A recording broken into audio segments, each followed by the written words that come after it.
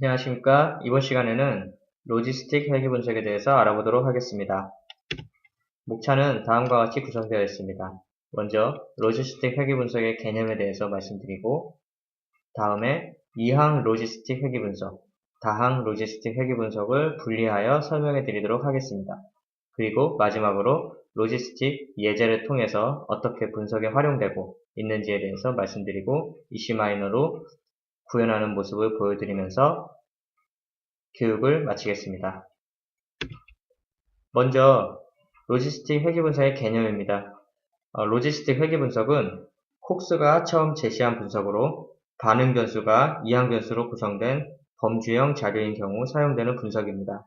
다만 3개 이상의 변수로 구성되었을 경우 하나의 변수를 기준으로 여러 개의 로지스틱 모형을 통해 3개 이상의 변수로 구성된 경우에도 활용이 가능합니다. 로지스틱 회계 분석은 판별 분석과 마찬가지로 모수적 분류 분석 방법으로 판별 분석의 경우 설명 변수들의 동일한 공분산 행렬과 다별량 정규 분포를 가정하는 데 반해 설명 변수에 대한 제약 조건이 적기 때문에 좀 더 일반적인 활용이 가능합니다. 즉, 설명 변수가 정규성을 가정하지 못하거나 자료가 한쪽으로 쏠렸을 경우, 공분산 행렬이 다를 경우 로지스틱 회계 분석을 사용하는 것이 판별 분석을 사용하는 것보다 좋다고 할 수가 있습니다.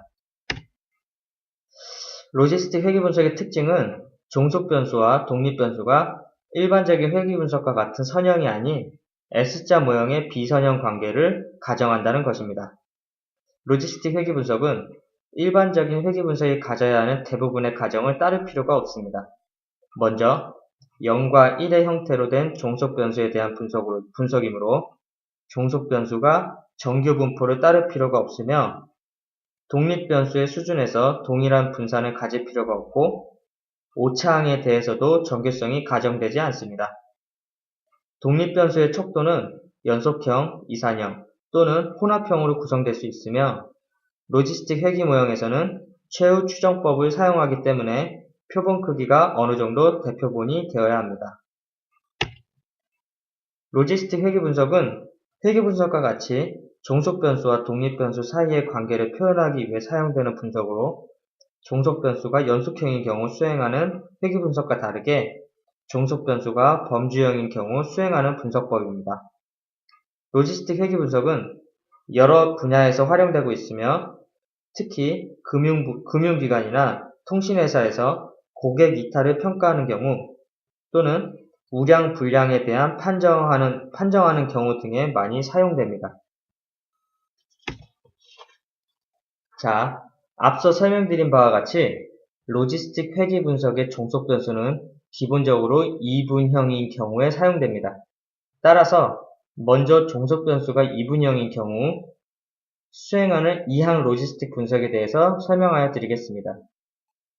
이항 로지스틱 회계 분석에서는 종속 변수가 0과 1로 설정됩니다. 이때 종속 변수의 각 값에 대한 확률은 베르누이 분포를 따르며 로지스틱 회계 모형은 y를 직접적으로 설명하는 것이 아니라 사건이 발생할 확률을 예측하기 위한 모형입니다. 이에 따른 확률에 대한 모형은 다음과 같습니다. 로지스틱 회계 분석에서는 독립 변수가 분류 결정에 미치는 영향의 정도를 보기 위해 오즈를 사용합니다.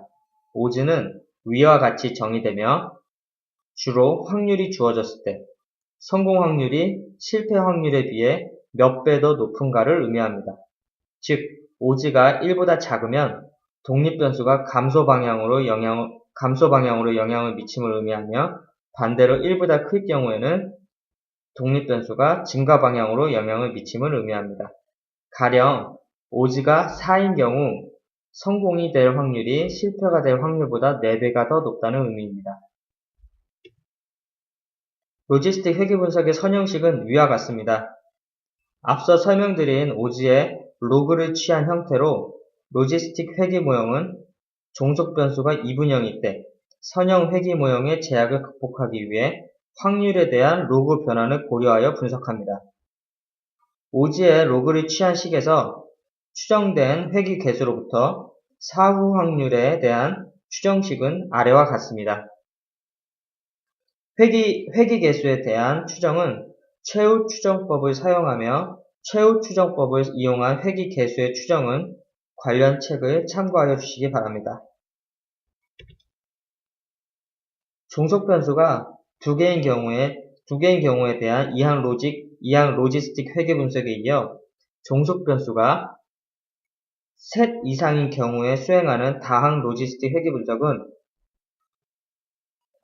다음과 같습니다. 셋 이상의 범주 중 하나의 범주를 기준으로 여러 개의 로지스틱 회귀 모형을 사용합니다. 따라서 종속형 범주의 수가 j2개의 경우 총 j-1개의 로지스틱 회귀 모형을 사용하게 됩니다. 이를 통해 추정된 로지스틱 회귀 모형을 통하여 각 범주별 확률을 추정한 후 그중 최대의 확률값을 가지는 범주를 부여하게 됩니다. 즉, 각각의 데이터에 대해서 추정된 j-1개의 로지스틱 회귀 모형을 통해 j개의 확률값을 구해 그중 확률값이 가장 높은 값에 해당하는 범주로 분류합니다. 자, 그럼 실제 데이터를 이용하여 앞서 설명된 로지스틱 회귀 분석 실습을 해보도록 하겠습니다. 먼저 데이터는 어느 회사 고객의 특성을 나타낸 자료로서 고객의 이탈 여부를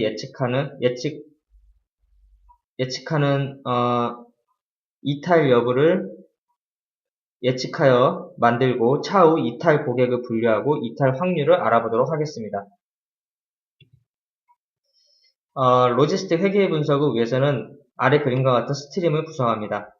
먼저 분석할 데이터를 불러온 후 전처리 노드 중 형태 변경 노드를 이용하여 종속 변수를 지정하여 줍니다. 다음으로 로지스틱 노드를 연결하고 해당 노드를 클릭하면 오른쪽 화면과 같은 노드 속성 창이 나타납니다. 보다 자세히 살펴보자면 노드 속성 창에는 먼저 일반 정보가 있고 여기서는 노드의 이름과 설명을 기재합니다. 그 다음에 모델 파일 그리고 선택 사항이 있는데 이 선택 사항에서 반복 횟수를 결정하는 최대 시행 횟수가 있으며 독립 변수에 대한 변수 선택 여부를 결정하는 방법을 선택할 수 있는 변수 선택 기법이 있습니다.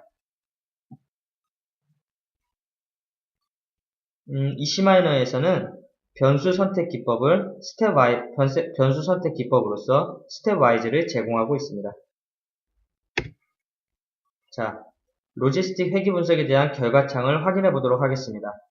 해석의 편의를 위해 독립 변수를 A1, A5, A6 3개의 변수만 선택하였습니다. 분석 결과 추정된 회귀식은 다음과 같습니다.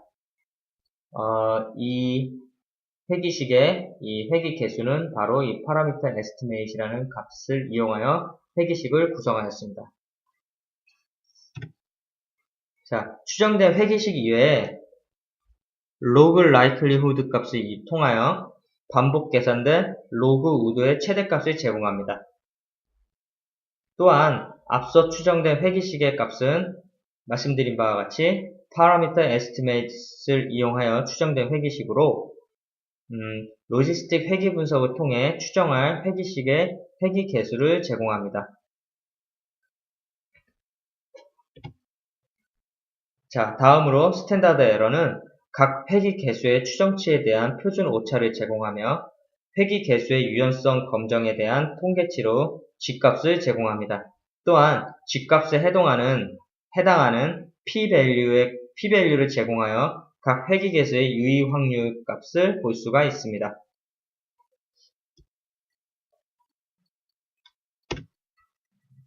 그리고 마지막으로 OGB를 제공합니다.